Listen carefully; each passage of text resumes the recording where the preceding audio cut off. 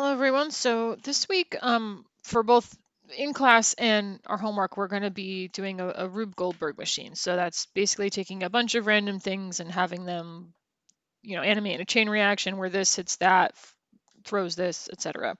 And in order to do that, I'm providing you with a lot of models and simple rigs. There are things that you will, you can make yourself as well to add to this. You can add anything you've ever modeled before.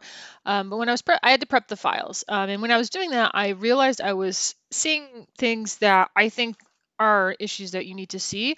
It'll also kind of show you what some of the files are like, so you'll know going into this week what you're dealing with. And also, it's going to give you an introduction into certain rigging concepts, tools that we're using for rigging. You will not, unless you really, really want to, you will not be rigging anything for this class this week. So don't feel like you have to memorize every single little button I press. I just want to show you the concepts of how some of those things work so that you can see the building blocks of what goes into the other rigs that you use. And the first file I wanted to show you is this one. It's just a bunch of cool little kitchen models. There's some pots and pans, but when they modeled it, this is a separate piece from this is a separate piece from this. Makes sense, right? They'd be separate materials, and I think they are separate materials anyways. So that is true of most of the items that are not a simple plate. And if we look in the outliner, we can see that some things are just one piece, and then many things are actually groups.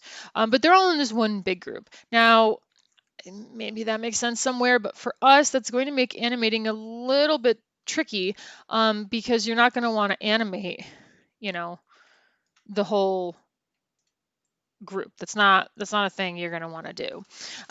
So we need to get these things out of this group so that these individual items are by themselves, or obviously the frying pan you'd want to animate the whole group. But when we go to our general editors, our hypergraph is one of the places we can move this. And I'm using this instead of the outliner just because it's bigger and you can see it.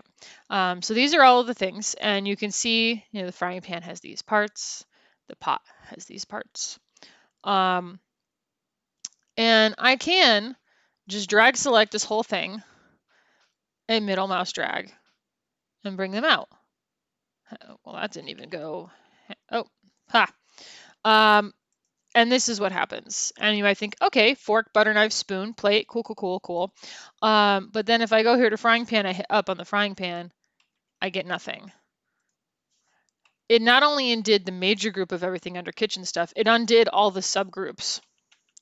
So there is unfortunately no shortcut for undoing these groups. We do have to middle mouse drag these individual groups out first and then get the rest of the pieces. You can also do this in the outliner. I can go here, can middle mouse drag, bring it out like this.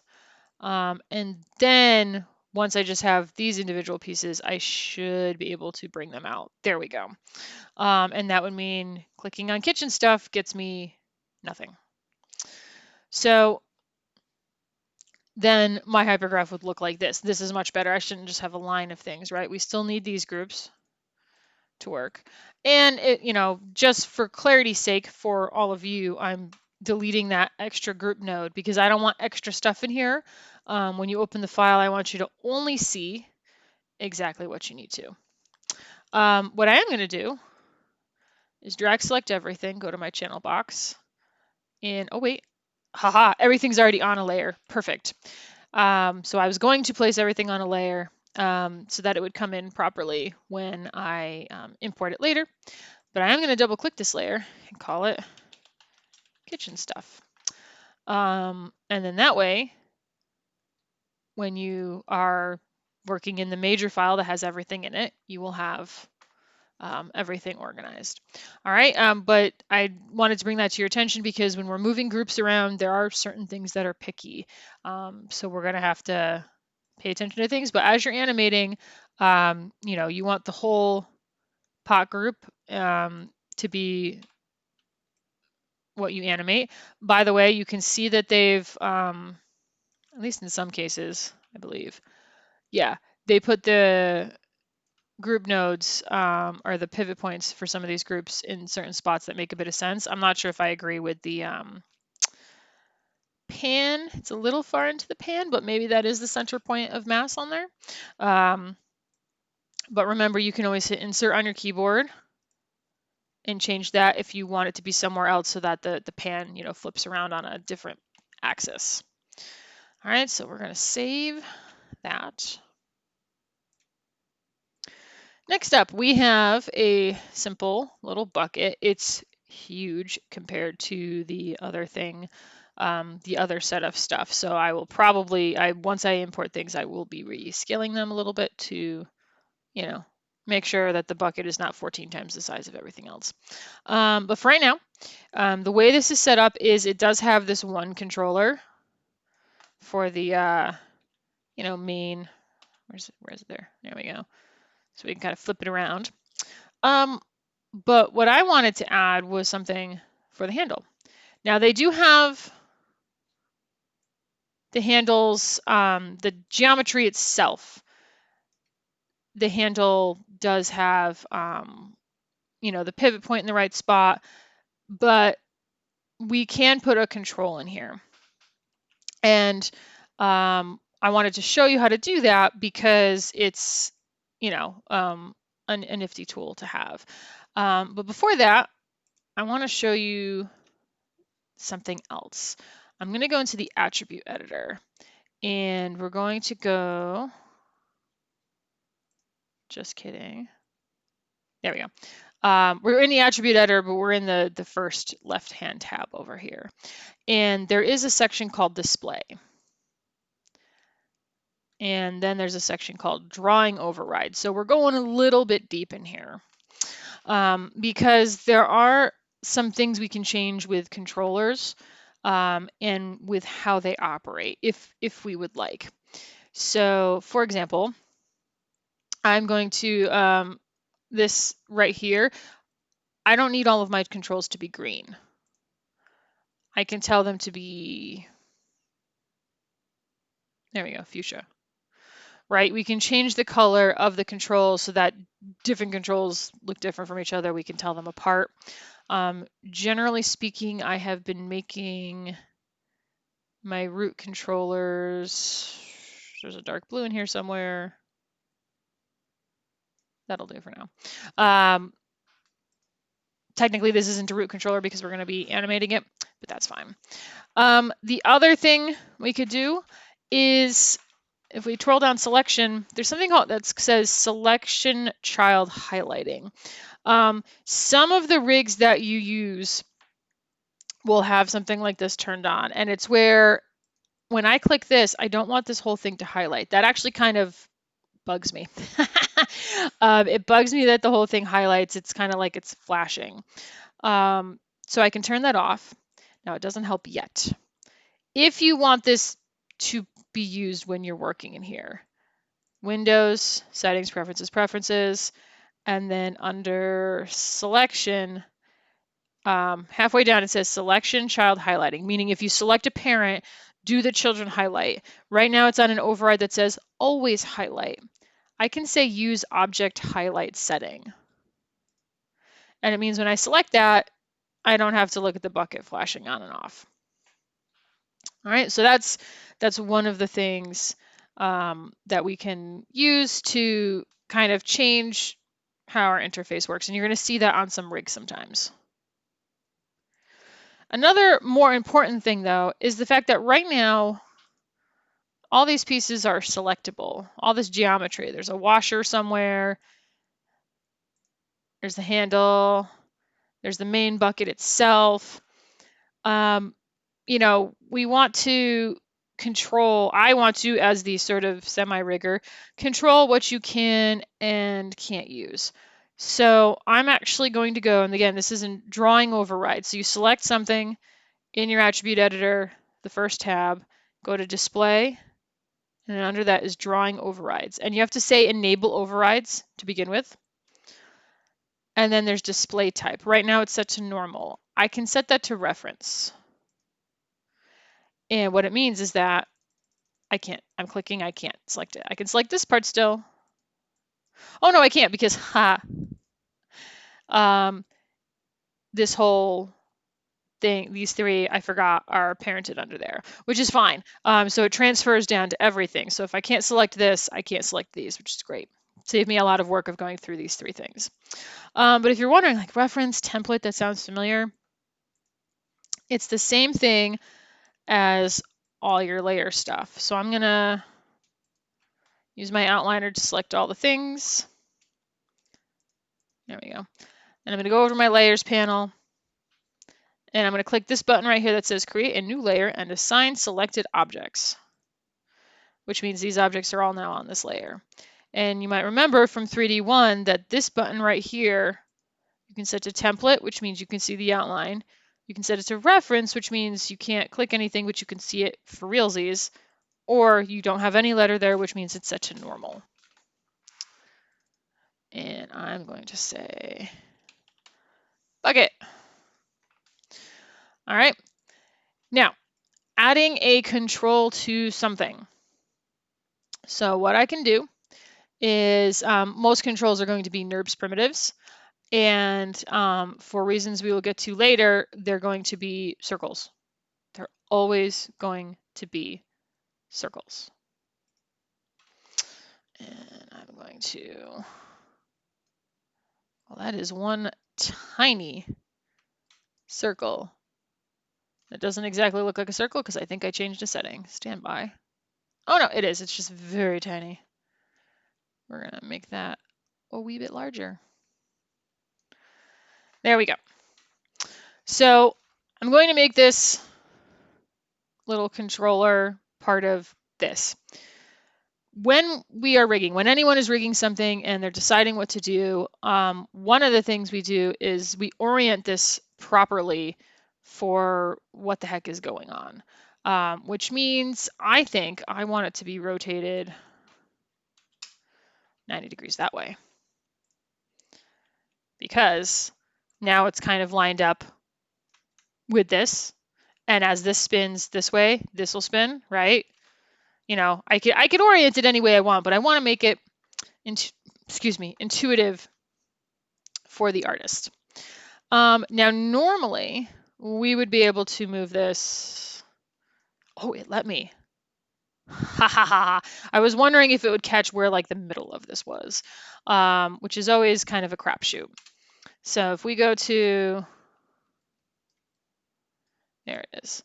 I'm going to my side view. I hold down V. Perfect.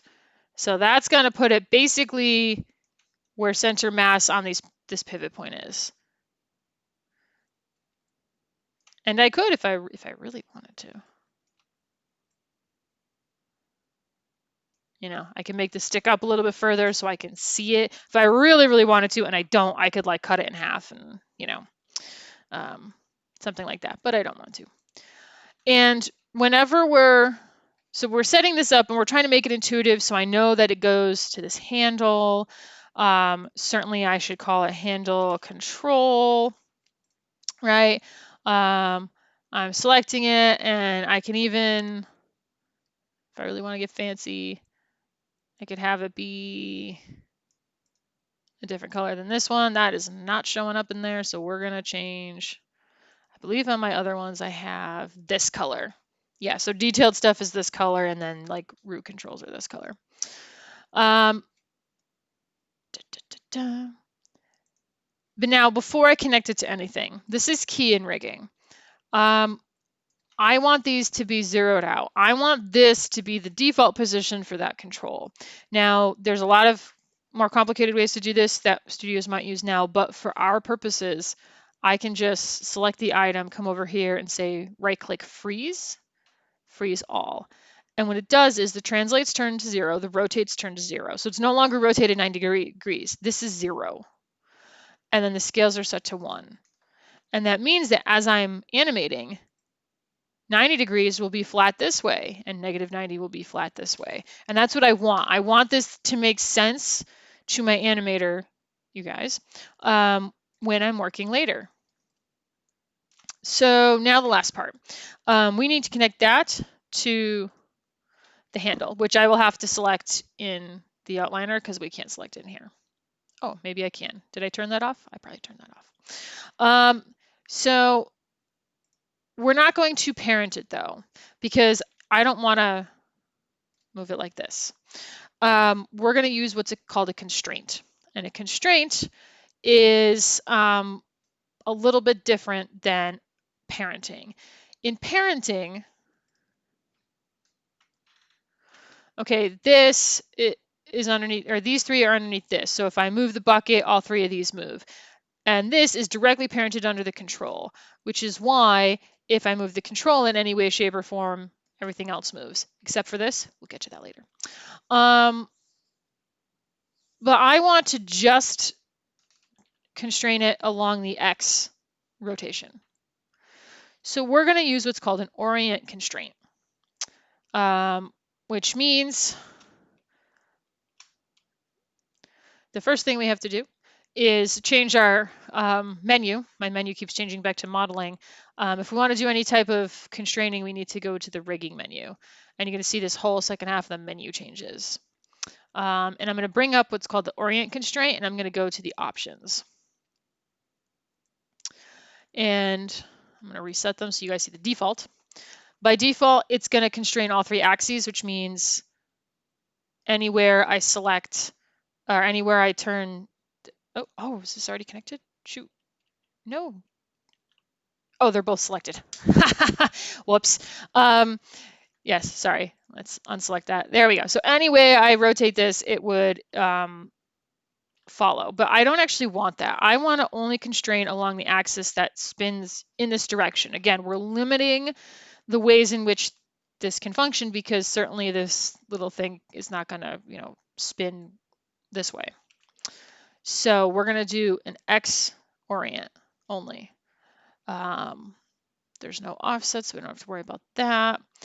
And we select, see if I get this right, the controller first, then the controlled. And I'm going to hit apply. And it says result, GeoHandle Orient Constraint. And then I'm going to test it and make sure it does exactly what I want. All right, so we have a control for the handle. Is this a little overwrought for just simple control things? Maybe, but we're just looking to show you how rigging can get set up. So what that did in the hierarchy is you'll see here, the handle control is not part of this.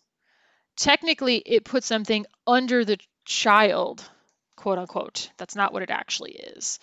So this is the controller and this is the controlled, and the controllee has a constraint underneath. And it specifies here that it's an orient constraint. It could be other types of constraints, lots and lots of options, but it's a different way of connecting these two things. They don't look like they're connected in the hierarchy here. If I click to the other type of hypergraph, the just input output, you'll see that this goes into this orient constraint, goes into the handle. And that also, that handle control has a shape that's being transformed. And probably, since I did design this technically, I should edit delete by type history so that there's no geometry history on anything. I should have done that before I connected them, but I don't think it's going to affect anything here. Once I know the orient constraint is working, I can close this. But that's not all when it comes to setting up controllers. For one thing, I can still do this. I do not want to do that. And for another thing, this happens. And this doesn't move with things, so we've got a couple still problems to fix. Number one, if we are rigging something properly, we should not be showing all of the things that you cannot do. So what I can do is I can select everything that isn't rotate X. And I can right click and I can say lock selected. And I can right click and I can say hide selected. So now I can do this, but I cannot do this. Right, this controller is frozen. I'm about to see.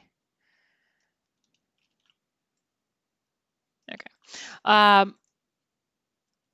one last thing is to get this to follow everything else, right? So what we need to do from a hierarchy perspective is put this as part of this hierarchy. It doesn't need to be under any, it does not need to be under any geometry though. It actually just needs to be under this controller. So if I middle mouse drag here to here, this handle control is now under this one. So it should move when I move that, but then it is still available to rotate this.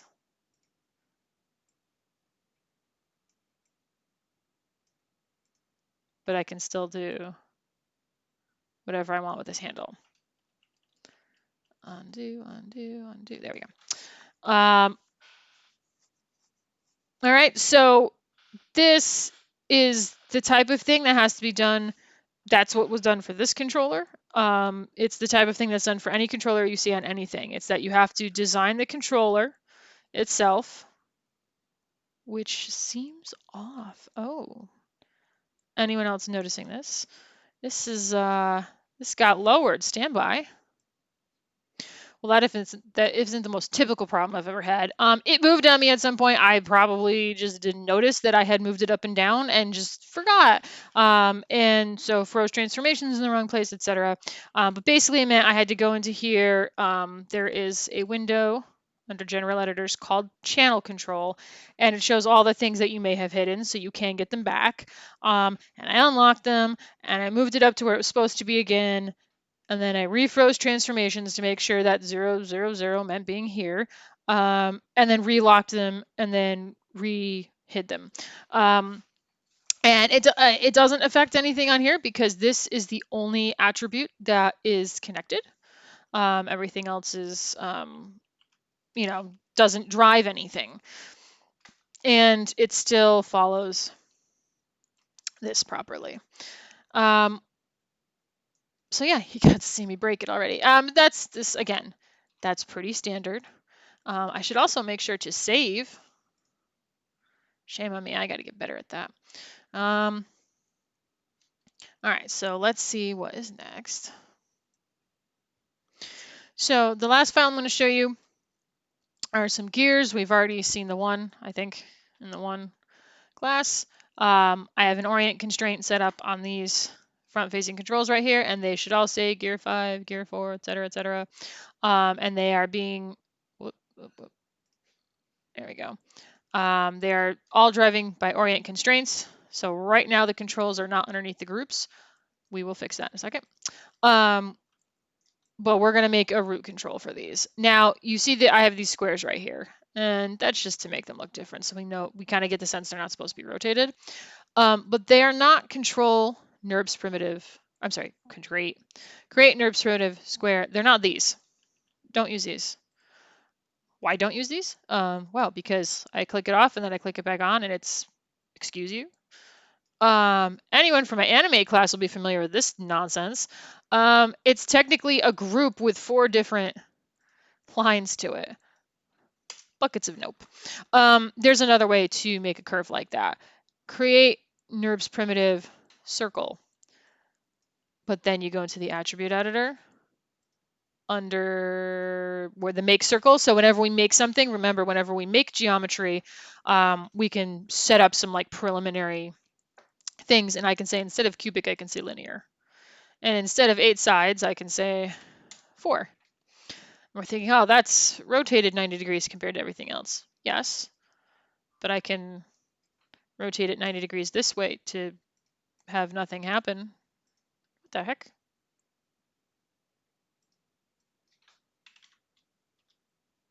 That was very strange. Oh, because I want 45.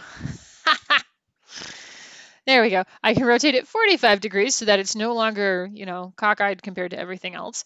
And then before I do anything else, because trying to rotate this, it's like this. We don't like this. Remember, freeze transformations. Right click, freeze, and then I can just say rotate. And now suddenly my rotations for this are all normalized, which means for these ones, it's all normalized. So I can take all of my root controls and I can move them down to the appropriate area, somewhere below it, not too far away. I've got them all centered on it, pretty much, so they should all be fine there. And then there's a couple different ways we can connect these, but one of them would simply be to take this group, middle mouse drag, and bring it to this root one. Oh, I lied. Freeze transformations first.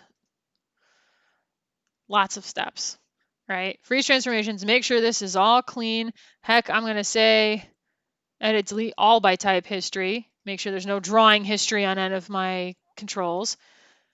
Then I'm going to grab this group and I'm going to middle mouse drag it to where it says gear 1 root. And what that means is that I can move this gear around wherever I need to without worrying about all the pieces of it.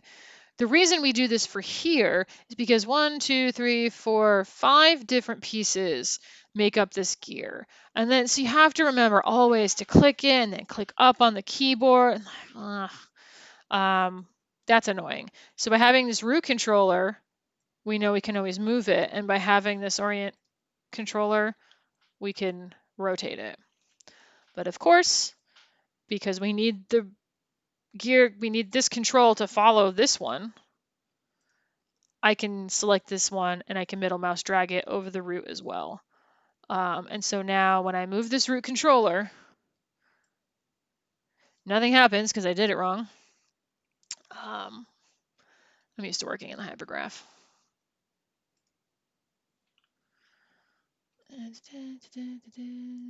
Where did it go? Gear 1 control. Oh, it just moved. Right click. There it is. I like the feedback of seeing it in here. I know you can use the outliner, a lot of people do, but I like being able to see definitively that this thing is over here, which means it will work, which means I can click here, and there you have it. So we can move this whole thing around, and then later on, rotate it wherever it is. So make sure I save. But this is just a small window into the types of things that make up the rigging process. Constraints are used a lot, especially in simple things. And there are other more complicated things that are themselves constraints. I can actually see if I can duplicate this one. And I'm going to make sure it has nothing connected to it. So I'm going to break open my hypergraph. There we go. And I'm going to click this connections thing. Just has the node and its shape node. That means it's good to go. That means there's nothing else feeding in or out of it. You can see I'm also using my orthographic view quite a bit when I'm lining things up because, oh, that's a bummer. I was really hoping it would center itself on this. There's ways to make it do that. And actually, oh wait, I lied. I might be able to. The view you're in matters. Ha ha ha ha. So it's looking from this view only, and it's seeing through the top and the bottom to get it centered. And then I can come back out here and pull it forward a little bit. Or actually, or not, because the constraint I want to show you is a very different one. Every time I open up a new file, it wants me to put it back to the rigging thing because whenever I saved it, it was in the modeling toolkit. Constraint. Point. Okay, that would apply, it would just apply for translates. Oops. So I could translate it, but if I rotate it, nothing happens. Let's undo. I'm watching my undos till it says undo point constraint. There's also scale constraints. There's also a parent constraint, which is both translates and rotates. Aha. I didn't have maintain offset on, and apparently I, yep, forgot to freeze transformations. I can also, no, I don't want to. I could freeze transformations there if I wanted to, but I don't want to. Under parent constraint, I can leave this window open too, which is nice, so I can hit apply. Doesn't work the way I wanted it to. So I hit undo, and it's because I didn't freeze constraints on this, and this is rotated 90 degrees. So it's flattening it out to exactly match the numbers on here. So what I can do is I can say maintain offset, so that the fact that this is at 0 and this is at 90 doesn't matter. It's just going to maintain whatever distance there is here, and I hit apply. And you can see that it'll follow it this way or this way. And you'll notice that when I select the geometry, this tells me it can't do anything else. The same thing happens for these. Rotate Z, it's telling me it's constrained. It's telling me I have no choice. And in fact, also,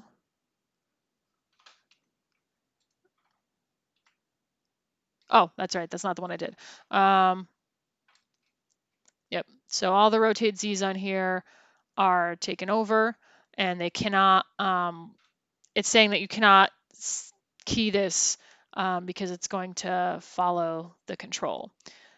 However, these things are technically all being driven sometimes by this in some ways, right? But it's parented. So it doesn't show up in the channel box at all, right?